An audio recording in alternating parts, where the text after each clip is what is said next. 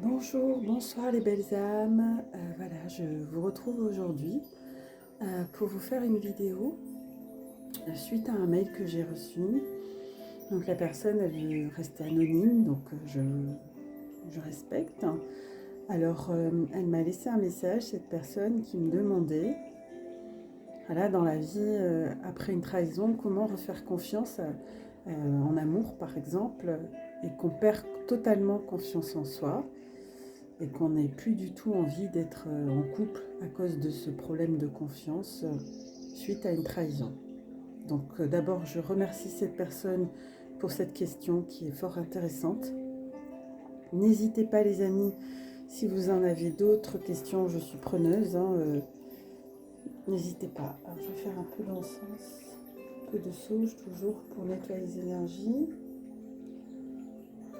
de chez moi et de chez vous. Un petit coup.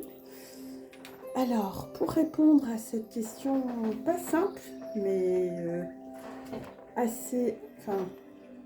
une question que je vois en accompagnement de personnes, hommes ou femmes, qui ont perdu confiance pour diverses raisons. Alors, ce que j'ai à vous dire, je vais vous donner aussi 7 clés. 7 clés pour retrouver la confiance en vous ou nourrir la confiance en vous. Donc, la première clé que je vais vous donner, c'est que quand vous êtes né, votre âme à la naissance a eu une confiance innée. Vous vous rappelez peut-être pas, mais pourtant, quand vous naissez, vous avez une confiance absolue. Alors, qu'est-ce qui s'est passé entre-temps? À vous de voir.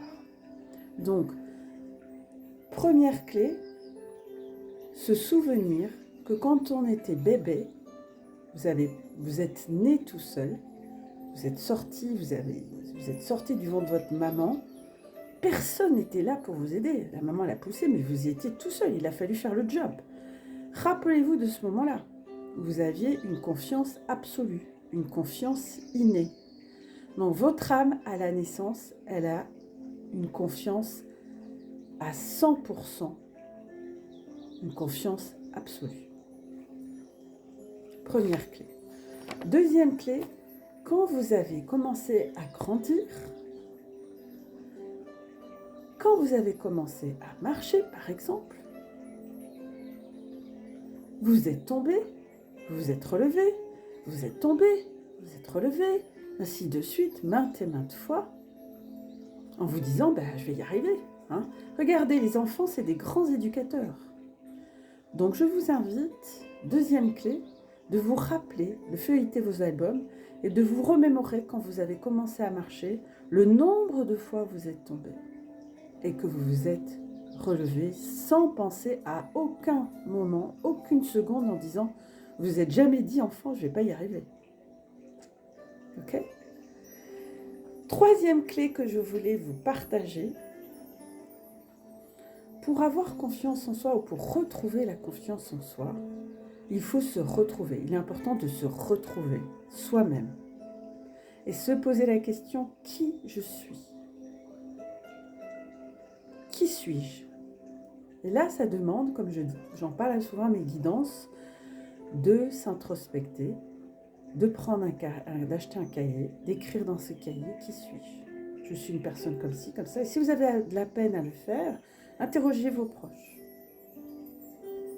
Quatrième clé qui est importante pour retrouver sa confiance en soi et nourrir sa confiance en soi, c'est après qui on est, qui suis-je, où je vais.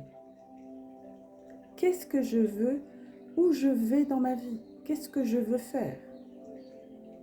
Quels sont mes envies, mes désirs, mes souhaits. Sur tous les plans, professionnels, amoureux, c'est qui mon homme idéal? Comment je le veux cet homme idéal ou cette femme idéale?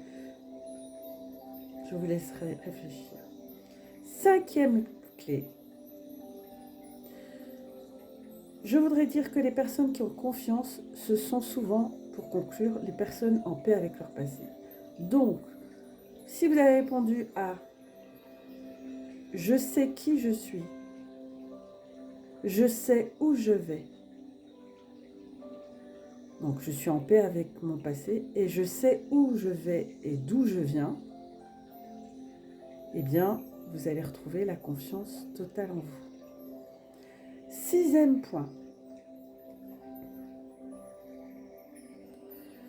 Dans la vie, vous avez vécu des expériences.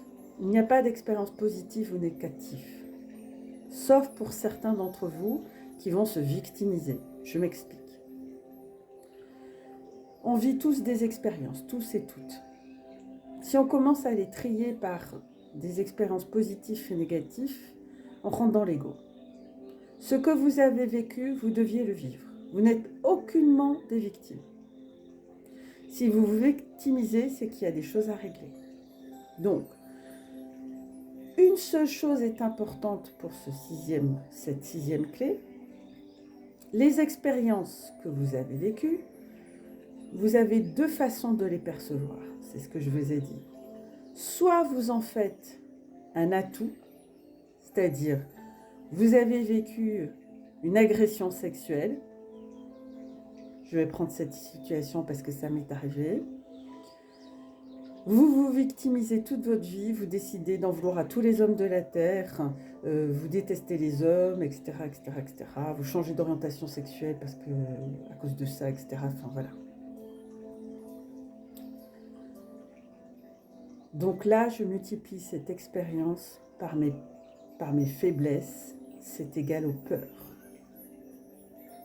Ou bien, ok, il m'est arrivé ça, c'est terrible, mais on peut s'en remettre. On va lire du cyrulnik, on va rencontrer d'autres personnes, on va faire de l'hypnose, on va faire des thérapies pour se guérir de ça, on va aller s'introspecter, on va aller guérir l'enfant intérieur, on va faire de l'hypnose, faire de l'EFT pour gérer toute la partie émotionnelle, etc., etc. Puis on va se dire comment j'ai fait pour arriver à cette situation, qu'est-ce qui s'est passé, qu'est-ce que j'ai pas voulu voir, voilà. Et là, cette expérience, j'en fais une force. Et donc, je multiplie ma confiance. Donc, expérience décuplée de la force vous donnera beaucoup de confiance. Donc, soit je choisis d'être une victime, soit je choisis de transmuter toutes ces épreuves, ces expériences, je les transmute en lumière divine, je les transmute en force. Soit vous voulez être la victime de votre vie, soit vous voulez être l'héroïne ou le héros. Moi, j'ai choisi d'être l'héroïne et non la victime. À vous de voir comment vous voyez, ok? Et puis, quelque chose de très important, la dernière clé qui est très importante pour moi, à mes yeux. Beaucoup de coaching disent oui, mais la confiance, on l'a subie de l'extérieur. Elle vient de l'extérieur, c'est pas nous, titata. Non, non, non. Alors, pour revenir à la clé 6, lorsque vous multipliez vos expériences par vos faiblesses, ça fait de la peur. Et donc, vous êtes une victime. Et c'est pas bon. Par contre, dans la 7e clé, que je vais vous confier maintenant, je vais vous dire la confiance est à l'intérieur de soi et non à l'extérieur. Pourquoi ? Je vous donne un exemple. Vous êtes une femme jeune, magnifique, pulpeuse, taille de mannequin, tous les hommes se retournent, vous êtes magnifique, magnifique, magnifique. Et vous portez des super vêtements, etc., des marques, des super vêtements, des habits, et vous vous dites qu'en portant ces habits, ça va vous donner confiance en vous. Donc, vous visez la confiance à l'extérieur. Quand vous aurez 85 ans, 85 ans, et que les têtes ne se tourneront plus, qu'est-ce qui vous restera de cette confiance ? Peu de choses. Et là, vous allez mettre à mal le peu de confiance que vous aviez à l'intérieur, que vous n'avez pas nourri. Donc la confiance, la clé numéro 7, très importante. La confiance, elle est à l'intérieur de vous. Et comment vous faites pour nourrir cette confiance en vous? Par deux postures. Vous choisissez la bonne. C'est comme le loup blanc et le loup noir. Lequel veux-tu nourrir? Donc, est-ce que vous décidez de dialoguer, de tenir compte de dialogue extérieur avec des affirmations extérieures, du regard extérieur que les autres vous portent? Donc, si les gens vous disent des choses gentilles, waouh, c'est très agréable, c'est vrai. Mais le jour où on vous dira des choses désagréables, vous allez être comment? Votre confiance, elle va être comment? Elle va être toute écrasée. Et ça, c'est l'ego. Le dialogue extérieur, le fait de tenir compte du regard extérieur, de jouer sur les apparences, etc., c'est l'ego. C'est pas la confiance. La confiance, en soi, elle vient d'un dialogue intérieur, avec des affirmations positives intérieures. Ce dialogue intérieur dont je parle, c'est ce qui est en toi. C'est ton intuition, tes connaissances, ton savoir-être, tes savoir-faire, tes talents, ce que tu nourris à l'intérieur, la créativité, le chant, la danse. Vous voyez ce que je veux dire? Donc des choses qui viennent de l'intérieur, l'écriture. Donc, si vous voulez avoir réellement confiance en vous, cette confiance, elle se bâtit de l'intérieur. Vous pouvez être en guenille, vous retrouver dehors en mode décontracte, avec des pâtes au gaz, etc. Pas coiffé, les cheveux en pétard, hein, et vous aurez confiance en vous, même si l'apparence extérieure, elle n'est pas adéquate, on s'en fiche. La confiance, elle vient de l'intérieur et pas de l'extérieur. Donc les gens qui misent, les femmes, les hommes qui misent tout à l'apparence, tout à l'extérieur, ils seront très malheureux, ces personnes-là, et malheureuses. Parce que la confiance, elle vient, elle se nourrit de l'intérieur, par ce perpétuel temps que l'on prend avec son intérieur, avec son intuition intérieure, ce dialogue avec son âme et son cœur.